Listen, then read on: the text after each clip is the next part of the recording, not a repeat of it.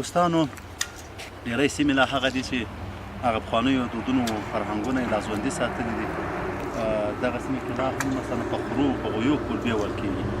دا زیاته پراخه سیمه ده، خو د دې وروسته بامیان شروع کېږي. بامیان هم همدغه شان روان دي. زیاتره یې په خرو باندې څښی کېږي، دا ځمکې ویل کېږي. تعجبه ده، سخته ډېره ځمکه یې د ساره تر اوسه والې ده، اړولې یې ده. دوی وایي زموږ غنم، بشکې، نور هر کرنیز حاصلات اوس کچالو کوي، دا ټول په چش باندې کرل کېږي، په همدې خرو باندې. خو دوی وایي چې مثلا په ټکټرو باندې اول خو ته راکړای نه شي، ځکه غرنۍ سیمې دي او د غرونو بیخونه یې نه ویل کېږي. خو دغه تقریبا موثر تمام شوي دي.